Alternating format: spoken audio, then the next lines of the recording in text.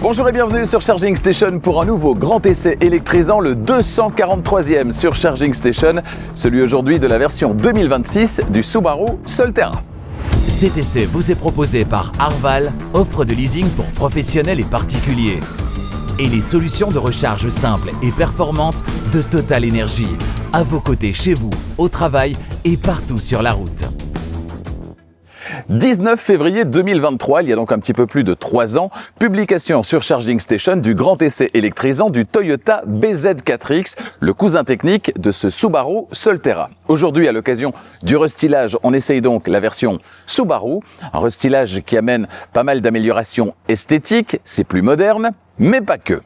Au-delà des améliorations esthétiques à l'extérieur mais également à l'intérieur, on le verra dans un instant, eh bien il y a donc des améliorations techniques et c'est peut-être là le plus important pour rester dans la course en 2026. On a par exemple un chargeur sur le courant alternatif, la recharge du quotidien qui monte jusqu'à 22 kW, ce que certains et certaines apprécieront. Et puis sur le courant continu, ça recharge là aussi beaucoup plus vite avec une meilleure courbe de recharge. Et on a également, toujours au rayon des améliorations techniques, eh bien plus de puissance, beaucoup plus de puissance et également plus d'autonomie. On verra ça dans la suite. Alors quelles sont les qualités mais également les défauts de ce Solterra revisité? Eh bien pour le savoir, j'en ai pris le volant non pas pendant 2 heures ou une journée dans les conditions idéales du sud de l'Europe, mais bien ici, dans mes conditions du quotidien. Toutes les réponses aux questions que vous vous posez se trouvent donc dans cet essai. Avant de démarrer, vous ne l'avez pas encore fait, eh bien faites-le maintenant, abonnez-vous à Charging Station et surtout n'oubliez pas d'activer la clochette des notifications pour être prévenu dès qu'une nouvelle vidéo électrisante est disponible. La prochaine, ce sera la semaine prochaine, dans quelques jours, le premier trajet et ensuite le grand essai chez Mercedes du Mercedes GLC 100% électrique, un Mercedes GLC qui vient directement concurrencer l'iX3 de BMW et le X60 de Volvo qu'on essaiera lui dans quelques semaines. Bref, il y a une belle bataille qui se joue dans le segment des SUV premium et ça se passe aussi sur Charging Station. Ne manquez pas ça, d'autres essais tout aussi électrisants arrivent durant les prochaines semaines, des voitures très attendues, je pense à la Renault Twingo par exemple, mais il y en a plein d'autres. La liste complète, ce sera tout à l'heure à la fin de la vidéo. À l'extérieur, les modifications sont suffisamment nombreuses pour qu'on puisse reconnaître cette version 2026 du Solterra au premier regard, c'est le cas de le dire, puisque la face avant adopte le nouveau style maison avec une calandre et une signature lumineuse qu'on retrouvera sur le plus petit Uncharted et le plus grand e-Outback qu'on essaiera tous les deux dans quelques semaines sur la chaîne. À l'arrière, c'est plus subtil avec, outre quelques légers coups de gomme ou de crayon, la disparition du logo sur le haillon, remplacé par le nom du constructeur en toutes lettres, histoire de s'affirmer. Et vous, que pensez-vous de la ligne de ce Solterra revisité? Eh bien, dites-le moi dans les commentaires. Techniquement, le Solterra reste fidèle à la tradition des 4 roues motrices. On a donc non pas un mais 2 moteurs électriques synchrones à aimant permanent, un situé sur le train avant, l'autre situé sur le train arrière. La puissance, elle bondit, on passe de 218 à 343 chevaux sur cette nouvelle version, un gain de puissance de 57%, ce n'est pas rien. Concernant le poids, on sera sur 2025 kg sur la finition d'entrée de gamme, 2045 kg sur la finition haut de gamme essayé cette semaine. Et concernant la charge tractable, eh bien ce sera 1,5 tonne, 1500 kg si la charge est freinée. Si la charge n'est pas freinée, évidemment, ce sera toujours la norme, 750 kg. La batterie qui sera chargée d'alimenter les moteurs électriques, c'est une batterie à la chimie NMC, nickel, manganèse, cobalt. La capacité brute, elle augmente de 1,7 kWh seulement par rapport à la version précédente du Solterra, mais l'autonomie, elle, fait un bond sensible en avant, plus 44 km. C'est pas mal. Ça, c'est pour la finition d'entrée de gamme. Avec cette finition supérieure, le Solterra revendique 471 km, 471 km en théorie. Mais combien dans la vraie vie? Eh bien, je vous en reparle tout à l'heure sur la route. Pour recharger la batterie, ça se passe toujours à l'avant du côté gauche et quand on ouvre la trappe, eh bien première bonne nouvelle, on a un caoutchouc ici, ce qui permet d'éviter d'avoir un cache sur le connecteur qu'on va utiliser au quotidien, donc le plus souvent, c'est-à-dire le connecteur de type 2 en partie supérieure. Et puis deuxième bonne nouvelle, on a un chargeur embarqué qui peut maintenant offrir 22 kW de puissance. Alors c'est le cas sur les 2 finitions en Belgique. Attention, c'est pas le cas sur tous les marchés. En Suisse, par exemple, il y a 3 finitions et les 2 finitions inférieures sont toujours sur du 11 kW, donc n'hésitez pas là à vous renseigner. Concernant la recharge sur le courant continu, c'est-à-dire sur les superchargeurs, quand vous allez faire des très longs trajets qui vont dépasser en termes de kilomètres, eh bien, le kilométrage maximal que propose cette voiture, l'autonomie maximale que propose cette voiture dans la vraie vie, eh bien, dans ce cas-là, vous ouvrez la petite porte ici et vous avez accès aux deux connecteurs, à l'ensemble des deux connecteurs. C'est le connecteur Combo CCS avec ces gros connecteurs qu'on voit au superchargeur, avec ces gros câbles pas toujours faciles à manipuler. Là, la puissance, elle n'évolue pas, 150 kW. C'est comme sur la version précédente. Ça peut sembler un petit peu faible aujourd'hui en 2026, mais par contre, la courbe de recharge a été améliorée. On est maintenant en dessous des 30 minutes pour passer de 10 à 80% de capacité de batterie, alors qu'on était bien au-delà des 30 minutes sur la première version. On est aux alentours de 28 minutes maintenant. En théorie, on n'est pas sur un record, hein. Certaines font beaucoup mieux, mais on rappelle qu'on est toujours sur une architecture 400 volts, à voir si effectivement vous allez utiliser régulièrement ou pas la recharge sur le courant continu. Si c'est le cas, vous allez peut-être vous retourner vers une solution 800 volts. Si ce n'est pas le cas, si c'est quelques fois dans l'année, ça ne changera pas grand-chose. Et il y a d'autres arguments qui sont certainement bien plus intéressants au quotidien à surveiller. Concernant donc cette recharge sur le courant continu, 28 minutes pour passer de 10 à 80%. J'ai vérifié ça pour vous. Regardez. Je suis à une station de recharge Total Energy que j'ai trouvée grâce à l'application gratuite Charge Plus de Total Energy. J'ai ma carte de recharge Charge Plus. Je vais la passer maintenant devant le lecteur. On est sur des bornes 300 kW ici. De toute façon, la voiture ne prend que la moitié, 150 kW. Et en plus, il n'y a personne à côté. Donc, ça devrait très très bien se passer. 10%, c'est ce qui se trouve actuellement dans la batterie. Normalement, 10, 80 aux alentours de 28 minutes. Est-ce que ça va se vérifier là tout de suite? La batterie a été préconditionnée, hein, c'est important de le signaler. Allez, on va démarrer tout de suite la recharge. Je passe la carte devant le lecteur, je choisis le connecteur et je branche. Voilà, on vient de démarrer à 15h54.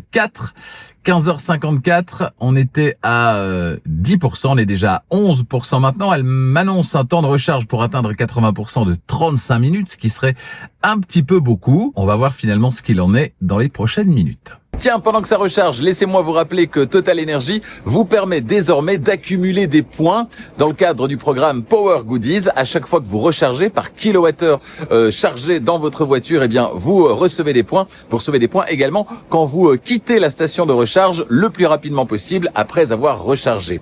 Alors avec ces points, vous aurez des récompenses. C'est totalement gratuit. Pour participer, eh bien n'hésitez pas à télécharger l'application Power Goodies. Elle est aussi évidemment totalement gratuite.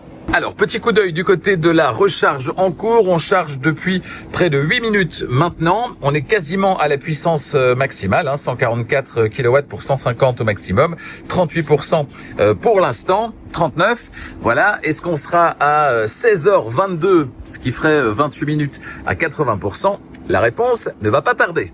Coup d'œil du côté de la courbe de recharge, elle est montée de manière assez constante avec un petit hockey ici.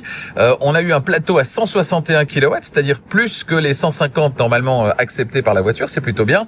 Ça commence à descendre, on est maintenant à 84 kW de puissance acceptée. Plus que quelques minutes à attendre. 16h17, 72%, 72%, plus que 8%. Est-ce que ça peut le faire en 5 minutes? Peut-être. Voilà, la recharge vient d'atteindre les 80% et il est précisément 16h22. On a donc mis exactement ce qui est prévu, c'est-à-dire 28 minutes pour passer de 10 à 80% de capacité de batterie et 28 minutes. Alors bien sûr, on n'est pas sur un record de rapidité, mais c'est beaucoup mieux que sur la première version du Subaru Solterra. L'ouverture du haillon, elle est électrique sur les deux finitions, mais la capacité, elle reste assez limitée pour la catégorie, jusqu'à 452 litres, banquette arrière rabattable 60-40 en place, mais jusqu'à 441 litres seulement sur la finition haut de gamme, en raison de la présence dans le coffre du caisson de basse du système audio Harman Kardon qui équipe cette finition.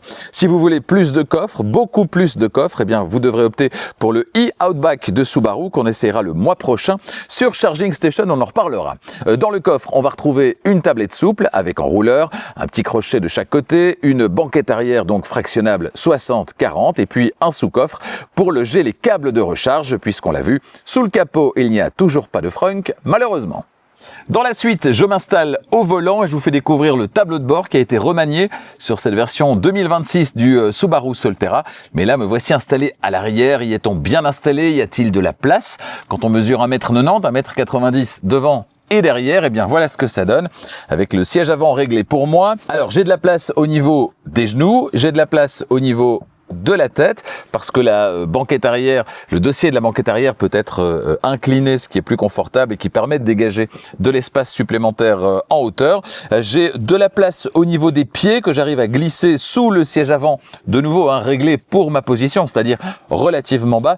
Mais bon, ça c'est un peu juste, mais j'ai de la place pour mettre les pieds et de toute façon j'ai de la place plus en arrière. Alors l'angle ici n'est pas très favorable, comme sur la plupart des voitures électriques, avec la batterie située dans le plancher donc relativement haut, banquette qu'on va abaisser au maximum pour gagner de la place en hauteur, et donc forcément on a un angle ici qui est moins favorable. On a les cuisses quand on est grand qui ne reposent pas forcément sur la banquette. Au niveau des équipements, qu'est-ce qu'on a? Eh bien on a un toit vitré avec vélum sur cette finition supérieure uniquement. On a, si on descend, des poignées de maintien. Il y en a 4. Le conducteur a droit à sa poignée de maintien également, et sur les poignées de maintien à l'arrière, il y a également un petit crochet. On descend encore et on a au niveau des sièges à l'arrière des poches aumônières, c'est du classique. Et à l'arrière de la console centrale, eh bien ici, les commandes des sièges chauffants à l'arrière avec 3 niveaux de puissance parce qu'on est sur la finition supérieure, et également 2 prises USB-C ainsi que les ouïes de ventilation et un dégagement qui est assez important en partie basse, ce qui va permettre au passager central de pouvoir mettre les pieds relativement facilement, d'autant plus que le plancher est quasiment 100% plat. Ensuite, au niveau de la place centrale, justement, s'il n'y a personne, vous pouvez profiter de la coudoir avec 2 porte-gobelets et un petit rangement également plus en avant. Voilà ce qu'on pouvait dire ici à l'arrière. Bref, il y a globalement de la place et la connectique est là, et sur cette finition supérieure on a droit également au siège chauffant. C'est plutôt pas mal. Je m'installe maintenant avec vous à l'avant et on va parler du tableau de bord. Par rapport à la première version du Solterra, on est ici davantage sur une évolution qu'une révolution. Les principaux changements, on les retrouve en partie centrale, avec d'une part l'écran qui accueille désormais les 2 commandes rotatives de réglage de la température, un écran plus grand, et puis des menus plus ergonomiques également, on verra ça dans un instant. Entre les sièges, on a maintenant droit à 2 emplacements de recharge par induction, au lieu de 1 sur la première version. Concernant l'ambiance générale, c'est un petit peu triste, on ne va pas se mentir, mais ça a l'air solidement construit, ça inspire confiance. Les matériaux sont moussés en partie supérieure, mention spéciale ici pour ce matériau qui vient amener un tout petit peu d'originalité dans cet intérieur. C'est un peu moins le cas concernant les plastiques moussés en partie inférieure, mais on a évité la débauche de piano black. Il y en avait notamment un petit peu plus ici sur la première version. C'est moins le cas, l'ensemble est donc très cohérent, et si vous ne supportez pas le tout à l'écran, eh bien vous allez être ravis dans cette voiture, parce qu'ici chaque chose est à sa place et correspond à un bouton physique. On ne doit pas se plonger dans les menus de l'écran d'infodivertissement pour tout et n'importe quoi. Enfin, la combinaison écran-instrument positionné relativement haut plus volant à double méplat plus position de conduite est très convaincante, tout comme le confort des sièges d'ailleurs. On en reparlera sur la route. Et vous, que pensez-vous de cet intérieur? Eh bien, dites-le moi dans les commentaires. Allez, c'est parti pour la description de cet intérieur. La portière conducteur en partie haute, on va trouver la commande d'ouverture de la portière et les 2 mémoires de position du siège conducteur sur cette finition supérieure. En partie intermédiaire, les vitres électriques, les rétroviseurs électriques rabattables à la demande et le verrouillage centralisé. Et puis en partie basse, le vide-poche en 2 parties. Sur la planche de bord à gauche du volant, il y a pas mal de choses. La luminosité du tableau de bord ainsi que le totaliseur général et les 2 totaliseurs partiels A et B. Plus bas, la commande de basculement automatique feu de route, feu de croisement, le lave-phare et l'ouverture-fermeture électrique du haillon. Le volant, il est à réglage manuel. À gauche, la navigation dans les infos de l'écran instrument, le téléphone, le volume et la commande vocale. Et puis à droite, le régulateur limiteur de vitesse et la conduite assistée si vous ajoutez la fonction adaptative de la vitesse et le centrage sur la voie de circulation. On a également en partie basse la touche mode pour sélectionner rapidement une source audio, revenir rapidement à la radio. C'est très pratique. Derrière Derrière le volant, les palettes d'abord pour faire varier la récupération d'énergie au lever de pied de l'accélérateur. On en reparlera là aussi sur la route. Et puis ensuite, les commodos avec à gauche les clignotants et les phares et à droite les essuie-glaces uniquement à l'avant. Il n'y a pas d'essuie-glaces à l'arrière sur le Solterra. Face au conducteur, derrière le volant, le combiné instrument inchangé d'une diagonale de 7 pouces. Plus à droite, au centre de la planche de bord, le nouvel écran d'infodivertissement, plus grand donc, qui mesure désormais 14 pouces de diagonale. À sa gauche, le bouton de démarrage. Sous l'écran, les ouïes centrales du système de ventilation et puis plus bas sur la console centrale entièrement repensée.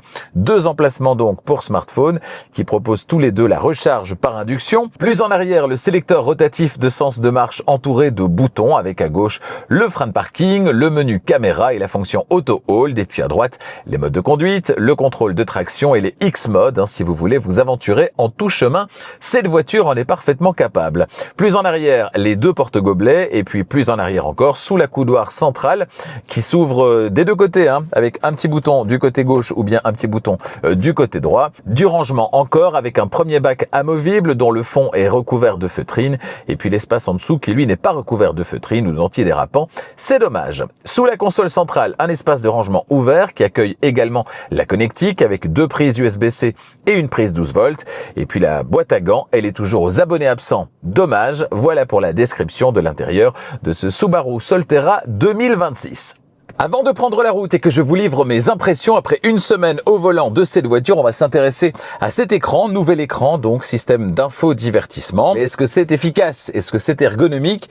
Eh bien, globalement, la réponse est oui, c'est certainement beaucoup plus ergonomique que ça ne l'était sur la version précédente du Solterra avec des petits raccourcis qui sont les bienvenus, on verra ça dans un instant. On a toujours ce menu ici à gauche avec les réglages, ici en partie inférieure, profil personnel, réglage des périphériques, etc. On a ici les services connectés, on a ici le menu voiture avec différents réglages aussi, les aides à la conduite, information trajet, programme de charge, préconditionnement de la batterie, etc. Ici le téléphone, ici on a la radio en DAB+, qui fonctionne bien d'ailleurs, on en reparlera sur la route, et puis surtout ce petit bouton mode sur le volant qui est très pratique, on en reparlera là aussi, plusieurs présélections vous le voyez, ici la carte, on simulera dans un instant un trajet vers Marseille, et puis dès que le téléphone est connecté, vous avez Android Auto ou Apple CarPlay qui s'affiche ici au-dessus. En partie inférieure, on a le réglage pour le siège conducteur, réglage de la ventilation, vous le voyez ici. Ensuite, d'autres réglages ici, sur cette même ligne, à savoir siège chauffant, siège ventilé, volant chauffant. Sur cette finition supérieure, on a des réglages également pour le chauffage et la ventilation du siège passager. Ici, hop, le menu climatisation qui peut se déployer. Fermé, voilà. Et puis alors ici, des petits raccourcis qui sont bien pratiques. Vous l'avez peut-être vu dans la vidéo premier trajet avec pas mal de petites fonctions à activer et désactiver très facilement. Et dès que vous l'utilisez 2-3 fois, eh bien hop, ça vient ici s'ajouter au fréquemment utilisé. Ça veut dire que dès que vous allez appuyer sur la petite touche ici, virtuellement bien sûr c'est un écran, eh bien vous avez par exemple l'aide à la signalisation routière qui va s'afficher ici. On en reparlera là aussi sur la route. Également des petits réglages, vous le voyez à droite, concernant le confort et la commodité, chaleur max, silencieux ou fraîcheur max. Ensuite, plus en dessous, de nouveau, des réglages liés à la climatisation, qu'on peut mettre ici par exemple en automatique. Et dans ce cas-là d'ailleurs, le rafraîchissement des sièges ou le chauffage des sièges et du volant, eh bien, peuvent s'activer de manière automatique en fonction des conditions météo. C'est assez sympa. Plus bas encore, le désembuage à l'avant, à l'arrière, les rétroviseurs chauffants également, le réglage du volume, ici en partie inférieure, sélecteur rotatif, et puis ici à gauche et à droite, vous le voyez, eh bien des commandes rotatives qui sont incrustées dans l'écran, c'est assez sympa. Commandes rotatives pour la sélection de la température. Voilà. Je pense qu'on a fait à peu près le tour de ce système d'infodivertissement. C'est pas le plus fun à utiliser, mais c'est ergonomique, ça fonctionne très très bien.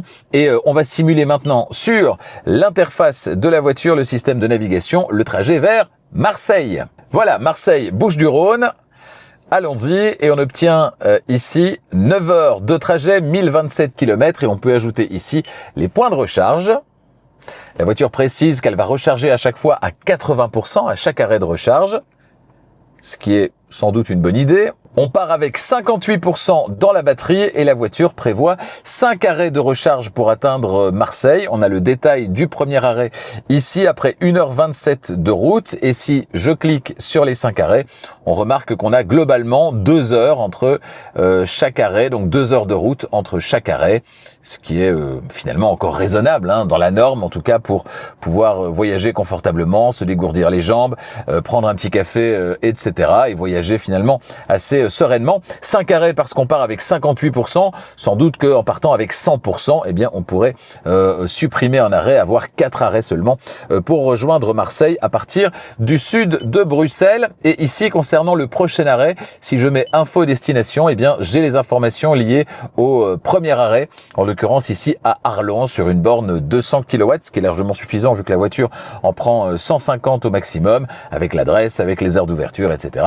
Et même la petite météo ici, borne qu'on peut mettre en favori d'ailleurs, puisqu'il y a un petit cœur. Voilà, système qui fonctionne donc globalement très très bien, un système sur lequel vous allez pouvoir compter, qui est fiable, et c'est finalement tout ce qu'on lui demande. Avant de se retrouver sur la route, on va quand même passer la marche arrière, hein, histoire de découvrir le système de caméra à 360 degrés dont je reparlerai sur la route. Voilà ce que ça donne, et l'avantage avec ce système, eh bien, c'est qu'on va pouvoir avoir une vue par transparence ici. Si je commence à reculer, voilà, la voiture devient transparente et la voiture simule en fait le passage sous la voiture des zones qui ont été filmées juste avant par la caméra arrière ou par la caméra avant. Et on va maintenant se rendre sur la route.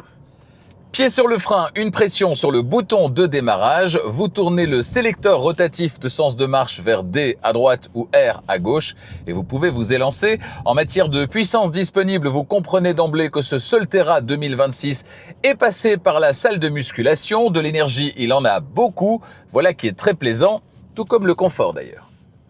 Le confort des suspensions qui donne l'impression de conduire une voiture assez statutaire, et puis le confort des sièges aussi. Dans tous les cas, les sièges avant qui sont recouverts de cuir synthétique sont à réglage électrique et chauffant, mais sur cette finition supérieure, ils sont également chauffants sur les 2 places principales à l'arrière, on l'a vu. Le volant est chauffant également. Les sièges avant sont ventilés et le siège conducteur dispose de 2 mémoires de position. C'est très complet. Le maintien global et le maintien latéral en particulier sont très corrects. Même au niveau des cuisses, on se sent d'emblée très bien dans cette voiture et trouver sa position de conduite idéale est assez facile.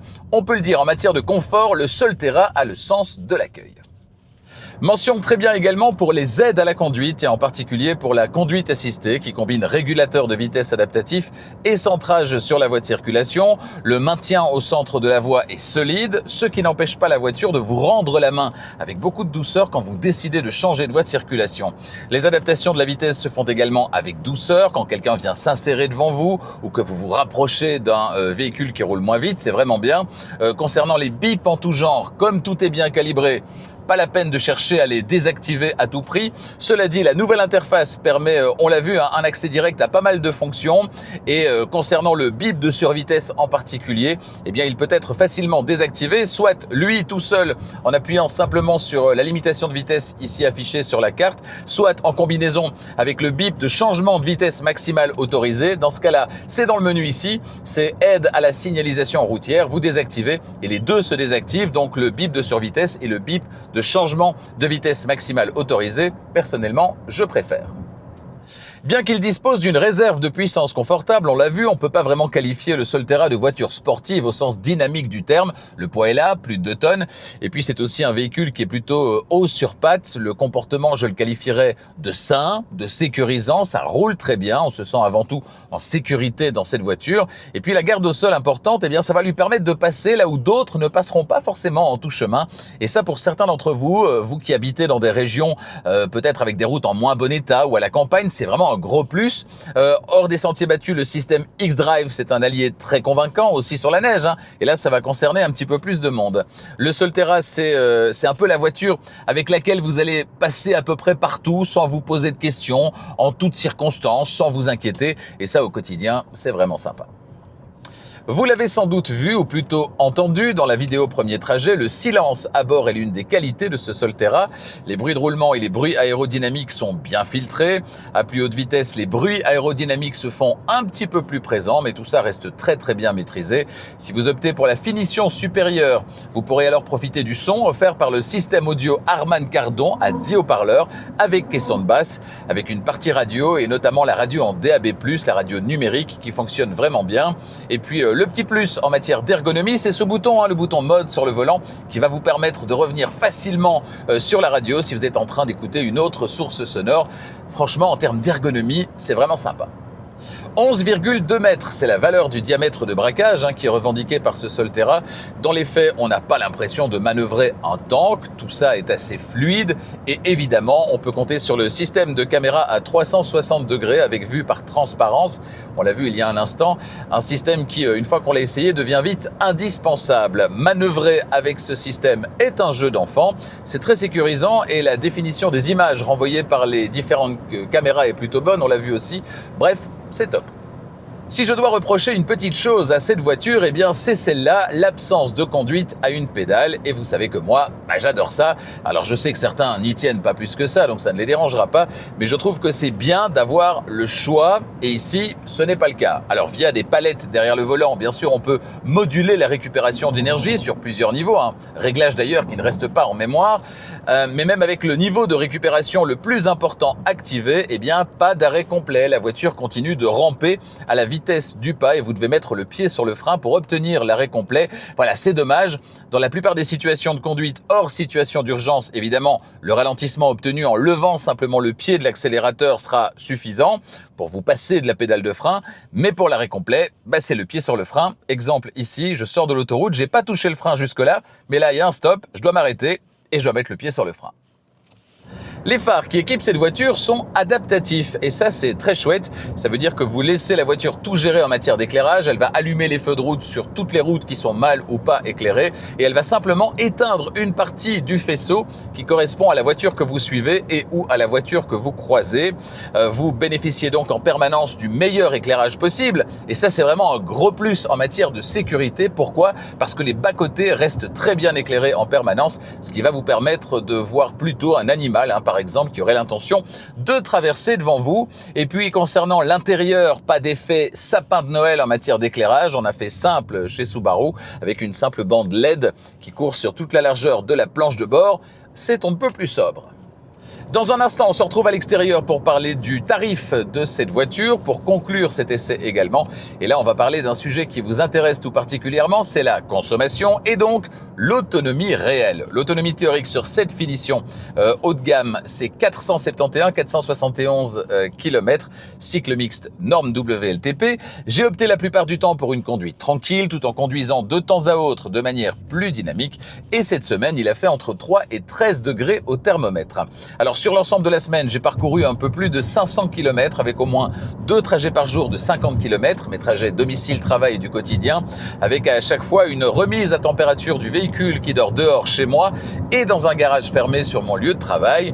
Et puis mes trajets domicile-travail, c'est important, je le signale à chaque fois, ils se font majoritairement sur autoroute. En tenant compte de tous ces paramètres, eh bien je suis arrivé à une moyenne de 19,5 kWh au 100. Cette valeur, elle va m'autoriser 350 km réels sur une charge complète, donc de 100 à 0% dans les conditions de parcours et de météo de cette semaine. Ça reste très largement suffisant, confortable pour la grande majorité des automobilistes dans les trajets du quotidien et même pour les vacances, quelques trajets sur l'année, ça ne pose pas de problème. Me voici de retour à l'extérieur pour vous parler du prix de ce Subaru Solterra version 2026, revu et corrigé pour la Belgique, la France et la Suisse. Je vous mets tout ça comme d'habitude juste ici. Concernant cet exemplaire d'essai, on est sur une finition supérieure, 4E Experience Plus en Belgique, c'est pas facile à dire, 51 995 €, 51 995 €. Alors, chose rare dans le milieu automobile, 6 couleurs sont proposées et à l'exception des 2 couleurs Biton, eh bien, elles sont toutes sans supplément. Merci Subaru. Sur la finition supérieure 4 Experience Plus, 2 couleurs Biton supplémentaires sont donc proposées, dont ce très joli Arbor Mint Grey qui recouvre la voiture d'essai de cette semaine contre un supplément qui reste raisonnable, 450 € en Belgique Belgique. Prix total de cette voiture d'essai en Belgique, 52 440 €. Surfez sur le site internet de Subaru qui correspond à votre pays, configurez votre Solterra idéal et déterminez votre prix. Toujours concernant le prix, Arval, partenaire de Charging Station, vous propose des solutions de leasing, de location longue durée pour les entreprises, leasing opérationnel, mais également pour les particuliers, c'est le private lease. Dans les deux cas, il y a deux avantages principaux. Le premier, c'est en termes de gestion au quotidien. Tout est inclus dans le loyer que vous payez et qui est le même du premier au dernier mois. Il y a la mise à disposition du véhicule, mais également tous les frais qui gravitent autour, comme l'assurance, le remplacement des pneus, les taxes ou encore les entretiens. Il n'y a pas des mois où vous allez devoir débourser plusieurs centaines d'euros supplémentaires par rapport à votre budget voiture initial pour payer tous ces frais. Tout ça est lissé sur l'entièreté de la durée de la mise à disposition de la voiture. Et puis, deuxième avantage, c'est la valeur résiduelle. Combien vaudra cette voiture dans 2 ans, 3 ans ou 4 ans? C'est difficile de le dire aujourd'hui, puisque le marché il évolue très très vite avec cette transition, ce passage du thermique à l'électrique. Et l'électrique, la voiture électrique évolue elle aussi très très vite. Et bien avec cette formule, ce n'est pas vous qui prenez le risque, c'est la société de leasing pour au moins ces deux avantages, mais il y en a plein d'autres. Eh bien je vous invite à vous rendre sur le site internet d'Arval qui correspond à votre pays. Consultez l'offre qui est proposée, n'hésitez pas à les contacter pour demander une offre précise pour cette voiture ou n'importe quelle autre et vous verrez que vous aussi, eh bien, vous pourriez être séduit par cette formule de leasing via Arval. En conclusion, oui, cette évolution du Subaru Solterra va probablement lui permettre de séduire de nouveaux clients. Son confort, ses performances, son autonomie, sa vitesse de recharge et globalement son ergonomie progressent et devraient satisfaire le plus grand nombre. J'ai passé franchement une très bonne semaine à son volant. C'est une voiture assez statutaire. Alors, non pas qu'elle soit énorme, mais simplement, on s'y sent en sécurité et on comprend vite qu'on a affaire à un véhicule construit avec sérieux, même si, pour le coup, un peu de couleur ou de folie à l'intérieur n'aurait pas fait de mal. Au rayon des quelques bémols, on notera une récupération d'énergie qui est très convaincante, mais qui ne va pas jusqu'à l'arrêt complet. On n'a pas de vraie conduite à une pédale et puis une interface qui reste moins moderne que celle de modèles concurrents. Mais tout ça n'est pas bien grave puisque ce Solterra reste avant tout un véhicule cohérent. Voilà clairement une voiture destinée à celles et ceux qui veulent passer à l'électrique, mais en n'ayant pas l'impression de conduire un ovni. Celles et ceux qui veulent rester au volant d'une voiture dans laquelle on va freiner pour s'arrêter complètement, dans laquelle tout ne passe pas forcément par un écran, et dans laquelle l'écran central sert avant tout à afficher Apple CarPlay ou Android Auto, et pas forcément à jouer à des jeux ou encore à diffuser des paix, si vous voyez ce que je veux dire. Bref, une voiture normale, et parfois, ça fait du bien. À bientôt sur Charging Station pour d'autres essais électrisants. Merci encore de votre fidélité. Alors des essais électrisants, il va y en avoir beaucoup durant les prochaines semaines, des voitures très très attendues. Je vous parlais tout à l'heure de l'essai de la semaine prochaine, à savoir chez Mercedes, le Mercedes GLC, concurrent de l'X3 de BMW, dont l'essai est toujours disponible bien évidemment sur la chaîne, et puis concurrent également chez Volvo du très prometteur EX60, qui est déjà lui aussi un carton commercial et que j'essaierai dans les prochaines semaines pour vous sur Charging Station. D'autres essais électrisants, toujours au mois de mai. On ira chez Xpeng avec une voiture découverte lors du Salon de l'Auto de Bruxelles au début de cette année. La P7 Plus, une berline, j'ai envie de dire une limousine, plus de 5 mètres de long et surtout un 10-80% qu'elle réalise en 12 minutes. Ça, c'est vraiment performant. Tout ça pour un prix inférieur à 47 000 €. C'est carrément bluffant. Durant le mois de juin, encore beaucoup d'essais électrisants. On retournera chez Subaru avec le petit frère de ce Solterra. Ce sera le Subaru Uncharted. Chez Subaru, toujours la semaine suivante avec le grand frère de ce Solterra, le Subaru e-Outback. Là aussi, j'en prendrai le volant pendant une semaine. Chez Renault, une voiture que vous attendez avec impatience. Je vous l'avais fait découvrir très rapidement quand je suis allé chercher l'Alpine A390, A390 il y a quelques semaines. C'est bien sûr la Renault Twingo. Et puis j'irai chez Mercedes également pour vous à la rencontre, non plus cette fois du GLC, mais bien du GLB qui lui aussi revient dans une nouvelle version dont je prendrai le volant pendant une semaine et vous saurez tout. Merci 1000 fois de votre fidélité à Charging Station. Vous êtes chaque jour plus nombreux à découvrir les essais sur la chaîne et ça nous fait évidemment, à moi ainsi qu'à toute l'équipe, bien plaisir. N'hésitez pas à vous abonner si ce n'est pas déjà fait et n'oubliez pas d'activer la clochette des notifications notification pour être prévenu dès qu'une nouvelle vidéo électrisante est disponible. N'hésitez pas à partager les vidéos de Charging Station également, ça ne coûte rien et ça aide à faire grandir la chaîne, tout comme le fait par exemple de mettre un petit pouce sur la vidéo si vous l'avez aimé. Merci encore d'être là chaque semaine, fidèle aux essais de Charging Station et à bientôt.